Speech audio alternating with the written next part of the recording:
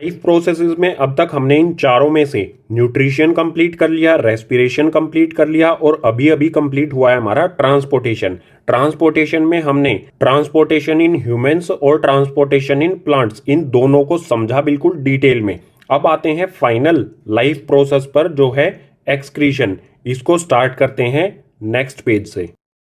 Excretion इसमें दिया है the metabolic activities in the body generates many kind of waste. It is a process in which waste are removed from our body. हमारी body में जो भी metabolic activities होती हैं, मेटाबॉलिक एक्टिविटीज का मतलब हो जाएगा फूड को डाइजेस्ट करना, फूड से एनर्जी क्रिएट करना। इन सभी मेटाबॉलिक एक्टिविटीज में बॉडी कई तरह के वेस्ट जनरेट करती है, यानी कि वेस्ट प्रोडक्ट देती है। इन वेस्ट प्रोडक्ट को हमारी बॉडी से निकालने के प्रोसेस को ही कहा जाता है एक्सक्रीशन। बिल्कुल सिंपल कहें तो वेस्ट प्रोडक्ट को हमारी बॉडी से बाहर निकालना।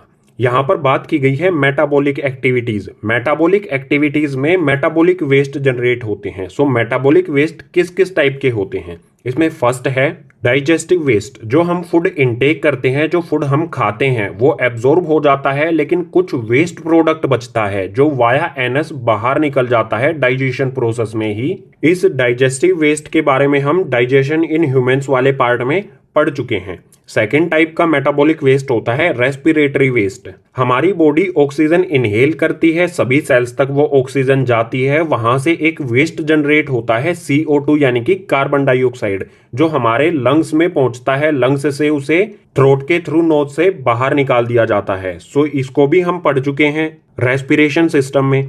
थर्ड है नाइट्रोजेनियस वेस्ट। इसके बारे में पढ़ेंगे हम। नाइट्रोजेनियस वेस्ट क्या होते हैं हमारी बॉडी में? यूरिया हो गया, यूरिक एसिड हो गया, या फिर वाटर। ये सारे नाइट्रोजेनियस वेस्ट होते हैं जो हमारे ब्लड में डिसॉल्व होते हैं। इनको कैसे बाहर निकाला जाएगा हमारी बॉडी से, इसी के बारे में पढ़ना है हमें एक्सक्रीशन में। सो नेक्स्ट पेज पर देखेंगे human excretory system. Human excretory system, इसका डायग्राम भी दिया है राइट साइड में, इसको बाद में देखेंगे, पहले यहां पर देखते हैं। It consist of 2 kidneys, ureters, urinary bladder and urethra. Human excretory system बना होता है 2 किडनीज से, यूरेटर्स से, यूरिनरी ब्लैडर और यूरेथ्रा से। इन चारों चीजों से ये बना होता है। अब इन चारों चीजों के बारे में हमें यहाँ पर पॉइंट दिए गए हैं, इन्हें पढ़ लेते हैं, उसके बाद डायग्राम से समझेंगे। सो फर्स्ट पॉइंट में है किडनीज। इसके बारे में दिया है it filters the blood and remove waste. Kidney क्या करती है? जो भी ब्लड में वेस्ट होता है उसको ये फिल्टर कर देती है, अलग कर देती है, यानी कि ब्लड में से ये यूरिन, जो यूरिया, यूरिक एसिड और वाटर होता है, उसको ये अलग कर देती है। सेकेंड पॉइंट दिया है यूरेटर्स। ये क्या करते हैं? It drain out urine from kidney and urinary bladder. Kidney में जो यूरिन बना था, ब्लड में से जो यूरिन अलग हुआ था, उसको यूरेटर ड्रेन आउट कर देते हैं यूरिनरी ब्लैडर में, यानी कि ट्रांसफर कर देते हैं। किडनी से यूरिनरी ब्लैडर में यूरिन को ये भेज देते हैं, ट्रांसफर करते हैं। आगे है यूरिनरी ब्लैडर।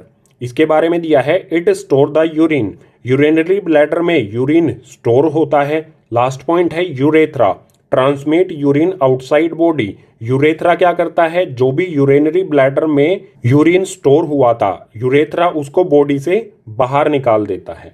डायग्राम से समझते हैं। अब डायग्राम में आपको यहां पर दिख रहा है, ये एक किडनी है, ये एक किडनी है। किडनी में ब्लड आता है रेनल आर्टरी से, जो ये ओर्टा है, इससे कनेक्ट होती है रेनल आर्टरी। रेड कलर वाली जो आपको दिख रही है हमारी ब्लड वेसल, रेनल आर्टरी, इसमें से ब्लड आता है इस वाली किडनी में भी और इस वाली किडनी में भी। उसके बाद किडनी ब्लड को फिल्टर कर देती है, उसमें से यूरिन को अलग कर देती है। ब्लड जो फिल्टर हो चुका है वो वापस चला जाता है रेनल वेन से।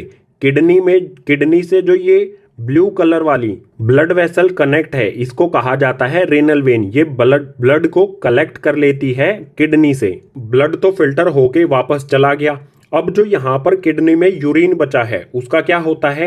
इस वाली पाइप से, ये वाली जो पाइप है, इस वाली पाइप से वो आ जाता है यूरिनरी ब्लैडर में। इस वाली किडनी के साथ ये वाली पाइप है, इस पाइप को कहा जाता है यूरेटर। बिल्कुल इसी तरह से इस किडनी के साथ भी ये पाइप है, इसे भी कहा जाएगा यूरेटर। 2 किडनीज की 2 अलग अलग यूरेटर्स हैं। यूरेटर्स के थ्रू जो यूरिन किडनी में है वो आ जाता है यूरिनरी ब्लैडर में।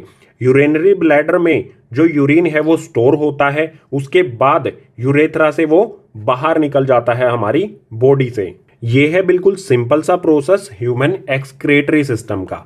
अब आप सोचिए किडनी में ऐसा क्या है जो वो ब्लड को फिल्टर कर देता है। तो यहां पर दिया है kidney have a filtration unit called nephrons. A को यहां पर कट कर दीजिए। किडनी में जो फिल्ट्रेशन यूनिट होती है जो ब्लड को फिल्टर करती है उन्हें कहा जाता है नेफ्रॉन्स। अब नेफ्रॉन्स के बारे में गाइस पढ़ते हैं नेक्स्ट पेज पर। सो नेफ्रॉन्स यहां पर इसका डायग्राम भी है। ये होती है किडनी के अंदर नेफ्रॉन, एक नेफ्रॉन है ये। हर एक किडनी के अंदर अप्रोक्सीमेटली 10 लाख नेफ्रॉन्स होती हैं। सो इस डायग्राम को बाद में देखेंगे, पहले पढ़ लेते हैं इसके बारे में। यहां पर दिया है nephrons are filtration unit of kidney. It consist of a tube which is connected to duct and a cup shaped structure that is Bowman's capsule. ये पीछे वाले पेज पर भी बताया था। नेफ्रॉन्स जो है वो किडनी की फिल्ट्रेशन यूनिट होती हैं। ये ब्लड को फिल्टर करती हैं। जो भी ब्लड में वेस्ट, मेटाबॉलिक वेस्ट होता है उसको वो रिमूव कर देती हैं। नेफ्रॉन में ट्यूब होती हैं जो एक डक्ट से कनेक्ट होती हैं। इसके अलावा एक कप शेप का स्ट्रक्चर होता है जिसे कहा जाता है बोमन्स कैप्सूल। डायग्राम से समझ लेते हैं। यहाँ पर ये जो कप जैसा स्ट्रक्चर है ये है बोमन्स कैप्सूल। ये बोमन कैप्सूल कनेक्ट होता है ट्यूब से। इसके पीछे की तरफ आप देखोगे ये येलो कलर की ट्यूब है जो बोमन कैप्सूल से कनेक्ट है। और इन ट्यूब्स के आसपास आप देख सकते हैं जो रेड और ब्लू कलर की ये हैं ब्लड कैपिलरीज। इसके बाद ये ट्यूब यहाँ पर आती है और यहाँ से लेती है एक यू टर्न।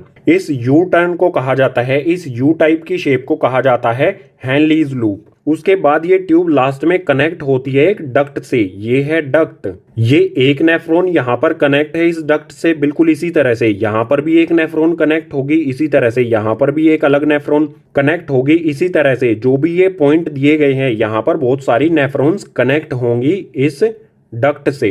डायग्राम को और एक्सप्लेन करेंगे बाद में। यहां पर पढ़ते हैं बोमन्स कैप्सूल के बारे में। ये क्या करता है? It filters blood and collect urine. Bowman's capsule blood को फिल्टर करता है और यूरिन को कलेक्ट कर लेता है। बोमन्स कैप्सूल में ब्लड आता है रेनल आर्टरी से। ये रेड वाली जो कैपिलरी है इसे कहते हैं रेनल आर्टरी। रेनल आर्टरी से बोमन कैप्सूल में ब्लड आता है। ये ब्लड में जो भी अनवांटेड थिंग्स होते हैं, जो भी वेस्ट होता है, उनको ये एब्जॉर्ब कर लेता है। एब्जॉर्ब करके ये इन ट्यूब्स में उसे पहुंचा देता है। रेनल आर्टरी से जो बोमन कैप्सूल में ब्लड आता है उसमें ग्लूकोज होता है, एमिनो एसिड होता है, वाटर होता है, यूरिया होता है, यूरिक एसिड होता है। उन सभी चीजों को ये एब्जॉर्ब कर लेता है। इस कैपिलरी से फिल्टर्ड ब्लड बाहर आ जाता है। ये कैपिलरी आगे अटैच होती हैं इन ट्यूब्स के साथ। बोमन्स कैप्सूल ने कई सारी ऐसी चीजों को भी एब्जॉर्ब कर लिया जिनको बॉडी की नीड थी, जैसे ग्लूकोज या फिर एमिनो एसिड या फिर वाटर, जो नेसेसरी थिंग्स थी बॉडी के लिए। यूरिन के साथ साथ इसने ग्लूकोज और एमिनो एसिड को भी एब्जॉर्ब करके इन ट्यूब्स में पहुंचा दिया। इसके बाद हेनलीज लूप के बारे में दिया है, reabsorption of glucose, amino acid and water. Henle's loop में रीएब्जॉर्प्शन होता है ग्लूकोज, एमिनो एसिड और वाटर का। दोबारा से इन चीजों को एब्जॉर्ब किया जाता है ब्लड के द्वारा। जो बोमन कैप्सूल ने glucose, amino acid, water, urine जो भी इसने एब्जॉर्ब किया था वो इन ट्यूब्स से आ जाएगा, यहाँ पर इन येलो ट्यूब से आ जाएगा हेनलीज लूप में। हेनलीज लूप के चारों ओर होती हैं ब्लड कैपिलरीज। सो यहाँ पर ये blood capillaries glucose, amino acid और जितनी बॉडी को नीड है उतने वाटर को ये दोबारा से एब्जॉर्ब कर लेती हैं इस हेनलीज लूप यानी कि इन ट्यूब्स में से। और जो बचा हुआ मटेरियल यानी कि वेस्ट होता है वो इस ट्यूब से आ जाता है इस डक्ट में। यहाँ पर वो कलेक्ट कर लिया जाता है, इस डक्ट में आ जाता है। उसके बाद यहाँ पर दिया है then urine enters into ureter through ducts and collected in urinary bladder. Duct में यूरिन आने के बाद वो यूरेटर की हेल्प से यूरिनरी ब्लैडर में ट्रांसफर कर दिया जाता है जहां पर वो कलेक्ट हो जाता है। ये बिल्कुल सिंपल सी हमारी फंक्शनल यूनिट थी किडनी की। इसी नेफ्रॉन के साथ एक्सक्रीशन इन ह्यूमंस वाला कॉन्सेप्ट हो जाता है कंप्लीट। अब नेक्स्ट पेज पर देखेंगे excretion in plants. Excretion in plants, plants में जो वेस्ट मटेरियल होता है वो उसको कैसे रिमूव करता है। यहाँ पर हमें 3 पॉइंट दिए हैं, समझ लेते हैं। फर्स्ट है plant remove oxygen through stomata. Plant को कार्बन डाइऑक्साइड की नीड होती है, जरूरत होती है फूड प्रिपेयर करने के लिए। प्लांट में वेस्ट होती है ऑक्सीजन, ऑक्सीजन को ये रिमूव कर देता है स्टोमेटा के थ्रू। सेकंड पॉइंट है excess water removed through stomata by transpiration process. Plant में जो एक्सेस वाटर होता है वो उसको स्टोमेटा के थ्रू ही ट्रांसपीरेशन प्रोसेस से वेपर की फॉर्म में रिमूव कर देता है। एक्सेस वाटर यानी कि जरूरत से ज्यादा पानी।